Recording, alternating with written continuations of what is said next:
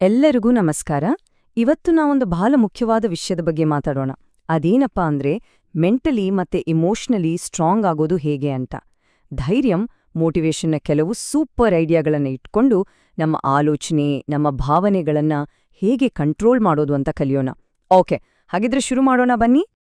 First ನಾವು ಈ ಎರಡು ಕಂಡೀಷನ್ಗಳ ನಡುವೆ ಇರೋ ವ್ಯತ್ಯಾಸನ ಅರ್ಥ ಮಾಡ್ಕೊಳ್ಳೋಣ. ನೋಡಿ, ಒಂದು ವೀಕ್ ಮೈಂಡ್ ಏನ್ ಮಾಡುತ್ತೆ, ಹಳೆ ತಪ್ಪುಗಳಿಗೋಸ್ಕರ ನಮ್ಮನ್ನಾವೇ ಬ್ಲೇಮ್ ಮಾಡ್ಕೊಳ್ಳೋದು, ಸುಮ್ಮನೆ ಓವರ್ ಥಿಂಕ್ ಮಾಡೋದು, ಆಚೆ ಏನೇ ನಡೆದ್ರೂ ಅದರಿಂದ ಕಂಟ್ರೋಲ್ ಆಗೋದು. ಆದ್ರೆ ಒಂದು ಸ್ಟ್ರಾಂಗ್ ಮೈಂಡ್ ಇದ್ರೆ ಜವಾಬ್ದಾರಿ ತಗೊಳುತ್ತೆ, ಕ್ಲಿಯರಾಗಿ ಯೋಚನೆ ಮಾಡಿ ಕೆಲಸ ಮಾಡುತ್ತೆ ಮತ್ತು ಮುಖ್ಯವಾಗಿ ತನ್ನ ಖುಷಿನ ತಾನೇ ಹುಡ್ಕೊಳ್ಳುತ್ತೆ. ನಮ್ಮ ಗೋಲ್ ಏನಂದ್ರೆ ಈ ಸ್ಟ್ರಾಂಗ್ ಸ್ಟೇಜ್ಗೆ ಹೋಗೋದು. ಈ ಜರ್ನಿಯಲ್ಲಿ ನಾವು ಏನೆಲ್ಲ ಕವರ್ ಮಾಡ್ತೀವಿ ಅಂತ ಒಂದು ಕ್ವಿಕ್ ಲುಕ್ ಇಲ್ಲಿದೆ. ಮೊದಲು ಸ್ಟ್ರೆಂತ್ ಅಂದ್ರೆ ಏನು ಅಂತ ತಿಳ್ಕೊಳ್ತೀವಿ. ಆಮೇಲೆ ನಮ್ಮ ಮೈಂಡ್ಸೆಟ್ನ ಹೇಗೆ ಮಾಸ್ಟರ್ ಮಾಡೋದು, ಪವರ್ಫುಲ್ ಹ್ಯಾಬಿಟ್ಸ್ ಹೇಗೆ ಬೆಳೆಸ್ಕೊಳ್ಳೋದು, ನಮ್ಮ ಒಳಗಿನ ಮತ್ತು ಹೊರಗಿನ ಪ್ರಪಂಚವನ್ನ ಹೇಗೆ ಬ್ಯಾಲೆನ್ಸ್ ಮಾಡೋದು, ಮತ್ತು ಕೊನೆಗೆ ಯಾಕೆ ನಾವು ಯಾವಾಗ್ಲೂ ಕಲಿತಾ ಇರಬೇಕು, ಬೆಳೀತಾ ಇರಬೇಕು ಅಂತ ನೋಡೋಣ. ಹಾಗಿದ್ರೆ ನಮ್ಮ ಮೊದಲನೇ ಭಾಗಕ್ಕೆ ಹೋಗೋಣ, ಶಕ್ತಿಗಾಗಿ ಅನ್ವೇಷಣೆ. ಇಲ್ಲಿ ಸ್ಟ್ರಾಂಗ್ ಆಗೋದು ಅಂದ್ರೆ ಬರೀ ಫಿಸಿಕಲ್ ಸ್ಟ್ರೆಂತ್ ಅಷ್ಟೇ ಅಲ್ಲ, ಅದಕ್ಕಿಂತ ಜಾಸ್ತಿ ಏನಿರುತ್ತೆ ಅಂತ ನೋಡೋಣ. ಮತ್ತೆ ಈ ಜರ್ನಿನ ನಾವು ಯಾಕೆ ಕಾನ್ಷಿಯಸ್ ಆಗಿ ಚೂಸ್ ಮಾಡ್ಕೋಬೇಕು ಅನ್ನೋದನ್ನು ತಿಳ್ಕೊಳ್ಳೋಣ. ಹಾಗಾದ್ರೆ ಈ ಮೆಂಟಲ್ ಮತ್ತೆ ಎಮೋಷನಲ್ ಸ್ಟ್ರೆಂತ್ ಅಂದ್ರೆ ನಿಜವಾಗ್ಲೂ ಏನು?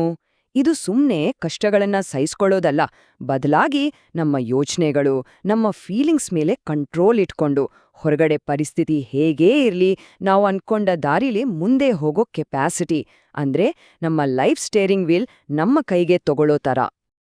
ಓಕೆ, ಈಗ ಅಸಲಿ ವಿಷಯಕ್ಕೆ ಬರೋಣ. ನಿಜವಾದ ಶಕ್ತಿಗೆ ಫೌಂಡೇಶನ್ ಅಂದ್ರೆ ನಮ್ಮ ಮೈಂಡ್ಸೆಟ್. ಅದನ್ನ ಹೇಗೆ ಮಾಸ್ಟರ್ ಮಾಡೋದು ಅಂತ ನೋಡೋಣ. ಯಾಕಂದ್ರೆ ಯಾವುದೇ ಚೇಂಜ್ ಶುರುವಾಗೋದು ಹೊರಗಡೆಯಿಂದ ಅಲ್ಲ, ನಮ್ಮ ಒಳಗಿನಿಂದ. ನಮ್ಮ ಯೋಚನೆಗಳನ್ನ ನಾವು ಹೇಗೆ ಕಂಟ್ರೋಲ್ ಮಾಡ್ಬೋದು ಅನ್ನೋದನ್ನ ಈ ಸೆಕ್ಷನಲ್ಲಿ ನೋಡೋಣ. ಈ ಸೆಕ್ಷನ್ನಲ್ಲಿ ನಾವು 3 ಇಂಪಾರ್ಟೆಂಟ್ ಮೈಂಡ್ಸೆಟ್ ಶಿಫ್ಟ್ಸ್ ಬಗ್ಗೆ ಮಾತಾಡ್ತೀವಿ. 1, ನಮ್ಮನ್ನ ನಾವೇ ಬ್ಲೇಮ್ ಮಾಡ್ಕೊಳ್ಳೋದನ್ನ ನಿಲ್ಲಿಸೋದು. 2, ಓವರ್ ಥಿಂಕಿಂಗ್ ಮಾಡೋದನ್ನ ಅವಾಯ್ಡ್ ಮಾಡೋದು. ಮತ್ತು 3, ನಮ್ಮಲ್ಲೇ ನಾವು ಖುಷಿಯಾಗಿರೋದು. ಮೊದಲನೇ ಪ್ರಿನ್ಸಿಪಲ್, ಇದು ಬಹಳ ಇಂಪಾರ್ಟೆಂಟ್. ನಮ್ಮನ್ನ ನಾವೇ ಬ್ಲೇಮ್ ಮಾಡ್ಕೊಳ್ಳೋದನ್ನ ನಿಲ್ಲಿಸ್ಬೇಕು.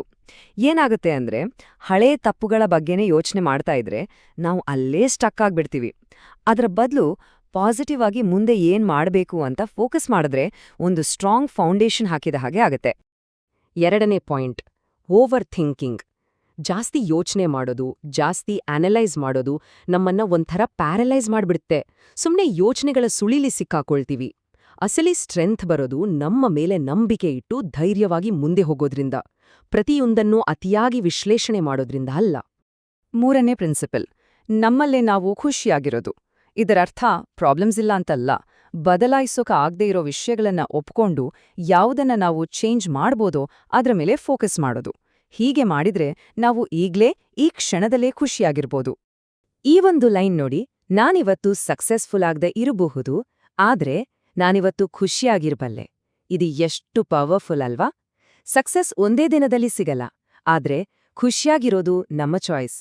ಪ್ರತಿದಿನ ಖುಷಿಯಾಗಿರೋದನ್ನ ನಾವು ಆಯ್ಕೆ ಮಾಡ್ಕೋಬಹುದು, ಸ್ಟ್ರಾಂಗ್ ಆಗೋದನ್ನು ಆಯ್ಕೆ ಮಾಡ್ಕೋಬಹುದು. ಸರಿ, ಇಲ್ಲಿವರೆಗೂ ನಮ್ಮ ಒಳಗಿನ ಮೈಂಡ್ಸೆಟ್ ಬಗ್ಗೆ ನೋಡಿದ್ವಿ. ಈಗ ಹೊರಗಡೆ ಅಂದ್ರೆ ಆಕ್ಷನ್ ಕಡೆಗೆ ಹೋಗೋಣ. ನಾವು ಪ್ರತಿದಿನ ಮಾಡುವ ಕೆಲವು ಡಿಸಿಪ್ಲಿನ್ಗಳು ನಮ್ಮಲ್ಲಿ ರಿಯಲ್ ಸ್ಟ್ರೆಂತ್ನ ಹೇಗೆ ಬಿಲ್ಡ್ ಮಾಡ್ತವೆ ಅಂತ ಈ ಸೆಕ್ಷನ್ನಲ್ಲಿ ನೋಡೋಣ. ಇಲ್ಲಿ ನಾವು 2 ಬಹಳ ಮುಖ್ಯವಾದ ಹ್ಯಾಬಿಟ್ಸ್ ಮೇಲೆ ಫೋಕಸ್ ಮಾಡ್ತೀವಿ. 1, ಬೆಳಗ್ಗೆ ಬೇಗ ಏಳೋದು, ಮತ್ತು 2, ಕಷ್ಟಪಟ್ಟು ಕೆಲ್ಸ ಮಾಡೋದು. ಇವು ಕೇಳೋಕೆ ಸಿಂಪಲ್ ಆಗಿ ಕಾಣ್ಬೋದು, ಆದ್ರೆ ನಮ್ಮನ್ನ ಮೆಂಟಲಿ ಮತ್ತು ಇಮೋಷನಲಿ ಸ್ಟ್ರಾಂಗ್ ಮಾಡೋಕೆ ಇವು ಸೂಪರ್ ಎಫೆಕ್ಟಿವ್ ಟೂಲ್ಸ್. ಬೆಳಗ್ಗೆ ಬೇಗ ಎದ್ದಾಗ ಏನಾಗುತ್ತೆ ಅಂದ್ರೆ ಆ ಇಡೀ ದಿನ ನಮ್ ಕಂಟ್ರೋಲ್ಗೆ ಬಂದ ಹಾಗನ್ಸುತ್ತೆ. ಇದು ಒಂದು ಪಾಸಿಟಿವ್ ಎನರ್ಜಿ ಕೊಡುತ್ತೆ, ಕಾನ್ಫಿಡೆನ್ಸ್ ಜಾಸ್ತಿ ಮಾಡುತ್ತೆ ಮತ್ತು ಬೇರೆಯವ್ರಿಗಿಂತ 1 ಸ್ಟೆಪ್ ಮುಂದಿರೋಕೆ ಹೆಲ್ಪ್ ಮಾಡುತ್ತೆ. ಇನ್ನು ಹಾರ್ಡ್ ವರ್ಕ್ ವಿಷಯಕ್ಕೆ ಬಂದ್ರೆ ಇದಕ್ಕೆ ಶಾರ್ಟ್ಕಟ್ ಅಂತೂ ಇಲ್ಲ, ಆದ್ರೆ ಈ 3 ಸ್ಟೆಪ್ ಮೆಥಡ್ ತುಂಬಾ ಎಫೆಕ್ಟಿವ್. ಮೊದಲು ಒಂದು ಪ್ಲಾನ್ ಮಾಡ್ಕೊಳ್ಳಿ, ಆಮೇಲೆ ಆ ಪ್ಲಾನ್ ಅನ್ನ ಚಿಕ್ಕ ಚಿಕ್ಕ ಟಾರ್ಗೆಟ್ಸ್ಗಳಾಗಿ ಡಿವೈಡ್ ಮಾಡಿ, ಕೊನೆಗೆ ಆ ಡೈಲಿ ಟಾರ್ಗೆಟ್ಗಳನ್ನ ಅಚೀವ್ ಮಾಡ್ತಾ ಹೋಗಿ. ಈ ರೀತಿ ಕಂಟಿನ್ಯೂಸ್ ಆಗಿ ಎಫರ್ಟ್ ಹಾಕೋದೇ ನಮ್ಮನ್ನ ಸ್ಟ್ರಾಂಗ್ ಮಾಡೋದು. ರೈಟ್, ಈಗ ನಾವು ನಮ್ಮ ನೆಕ್ಸ್ಟ್ ಇಂಪಾರ್ಟೆಂಟ್ ಸೆಕ್ಷನ್ಗೆ ಬಂದಿದ್ದೀವಿ. ಅದೇ ಇನ್ನರ್ ಮತ್ತು ಔಟರ್ ಗೇಮ್. ಅಂದ್ರೆ ನಮ್ಮ ಒಳಗಿನ ಯೋಚನೆಗಳನ್ನ ನಮ್ಮ ಹೊರಗಿನ ಆಕ್ಷನ್ಗಳು ಮತ್ತೆ ನಮ್ಮ ಪರಿಸರದ ಜೊತೆ ಹೇಗೆ ಒಂದಾಗ್ಸೋದು, ಹೇಗೆ ಸಿಂಕ್ ಮಾಡೋದು ಅಂತ ತಿಳ್ಕೊಳ್ಳೋಣ. ನಮ್ಮ ಮೈಂಡ್ಸೆಟ್ಟು ಮತ್ತೆ ಡೈಲಿ ಲೈಫ್ ನಡುವೆ ಇರೋ ಗ್ಯಾಪ್ ಕಡಿಮೆ ಮಾಡೋಕೆ 3 ಟೆಕ್ನಿಕ್ಗಳಿವೆ. 1, ನಮ್ಮ ಮೈಂಡನ್ನ ಕಾಮ್ ಆಗಿಡೋಕೆ ಟ್ರೈನ್ ಮಾಡೋದು. 2, ನಮ್ಮ ಒಳಗಿನ ಧ್ವನಿಯನ್ನ ಕೇಳಿಸ್ಕೊಳ್ಳೋದು. ಮತ್ತು 3, ನಮ್ಮ ಸುತ್ತಮುತ್ತ ಇರೋ ಎನ್ವಿರಾನ್ಮೆಂಟನ್ನ ಬದಲಾಯಿಸೋದು. ಸ್ಟ್ರೆಂಥ್ ಅಂದ್ರೆ ಕೋಪ ಅಥವಾ ಅಗ್ರೆಷನ್ ಅಲ್ಲ, ಬದಲಿಗೆ ಶಾಂತವಾಗಿರೋ ಕಂಟ್ರೋಲ್ಡ್ ಮೈಂಡ್. ಯಾವಾಗ ನಮಗೆ ನಮ್ಮ ಕೋಪವನ್ನ ಕಂಟ್ರೋಲ್ ಮಾಡಕ್ಕಾಗತ್ತೋ ಆಗ ನಾವು ನಿಜವಾಗ್ಲೂ ನಮ್ಮ ಫೀಲಿಂಗ್ಸ್ ಮೇಲೆ ಹಿಡಿತ ಸಾಧಿಸ್ತೀವಿ ಮತ್ತು ತುಂಬಾನೇ ಪವರ್ಫುಲ್ ಆಗ್ತೀವಿ. ಈ ಲೈನ್ ಕೇಳಿ, ಫೋಕಸ್ಡ್ ಆಗಿರೋ ನಿಮ್ಮ ಮೈಂಡ್ ಈ ಬ್ರಹ್ಮಾಂಡದ ಅತಿ ದೊಡ್ಡ ಶಕ್ತಿಗಳಲ್ಲಿ ಒಂದು. ವಾವ್! ನಾವು ನಮ್ಮ ಮನಸ್ಸನ್ನ ಒಂದೇ ವಿಷಯದ ಮೇಲೆ ಫೋಕಸ್ ಮಾಡೋ ಹಾಗೆ ಟ್ರೈನ್ ಮಾಡಿದ್ರೆ ಅದರ ಪವರ್ ಎಷ್ಟಿರತ್ತೆ ಅಂದ್ರೆ ಅದರಿಂದ ನಾವು ಏನನ್ನ ಬೇಕಾದ್ರೂ ಸಾಧಿಸ್ಬೋದು.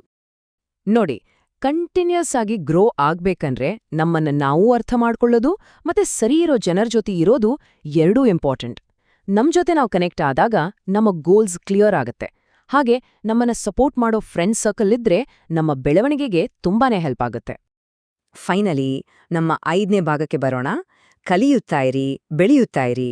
ಒಂದು ವಿಷಯ ಯಾವಾಗ್ಲೂ ನೆನ್ಪಿಡಿ, ಮೆಂಟಲಿ ಮತ್ತು ಎಮೋಷನಲಿ ಸ್ಟ್ರಾಂಗ್ ಆಗೋದು ಅಂದ್ರೆ ಅದು ಒಂದು ಡೆಸ್ಟಿನೇಷನ್ ಅಲ್ಲ, ಅದು ಒಂದು ನಿರಂತರ ಜರ್ನಿ, ಲೈಫ್ ಲಾಂಗ್ ಜರ್ನಿ. ಹಾಗಿದ್ರೆ ಈ ಇಡೀ ಮಾತುಕತೆಯ ಸಾರಾಂಶ ಸಿಂಪಲ್ ಆಗಿದೆ. ನಮ್ಮ ಲೈಫ್ ಚೆನ್ನಾಗಿ ಆಗ್ಬೇಕು ಅಂದ್ರೆ ಬೇರೆಯವ್ರ ಮೇಲೆ ಡಿಪೆಂಡ್ ಆಗೋ ಬದಲು ನಮ್ಮ ಮೇಲೆ ನಾವು ಫೋಕಸ್ ಮಾಡಬೇಕು. ಇದು ಒಂದೇ ದಿನದಲ್ಲಾಗೋ ಮ್ಯಾಜಿಕ್ ಅಲ್ಲ, ಇದು ಲೈಫ್ ಪೂರ್ತಿ ನಾವು ಮಾಡ್ತಾ ಇರಬೇಕಾದ ಒಂದು ಕಂಟಿನ್ಯೂಯಸ್ ಪ್ರೋಸೆಸ್. ಹಾಗಿದ್ರೆ ಕೊನೆಯದಾಗಿ ಒಂದು ಪ್ರಶ್ನೆ. ಇವತ್ತು ಮಾತಾಡಿದ ಈ ಎಲ್ಲ ವಿಷಯಗಳನ್ನ ಕೇಳಿದ ಮೇಲೆ ನಮ್ಮನ್ನ ಸ್ಟ್ರಾಂಗ್ ಮಾಡ್ಕೊಳ್ಳೋಕೆ ನಾಳೆಯಿಂದ ಯಾವ ಒಂದು ಚಿಕ್ಕ ಹ್ಯಾಬಿಟ್ನ ಶುರು ಮಾಡೋಕೆ ರೆಡಿ ಆಗ್ತಿದ್ದೀರಿ? ಯೋಚನೆ ಮಾಡಿ. ಕಲಿತಾ ಇರಿ, ಬೆಳೀತಾ ಇರಿ.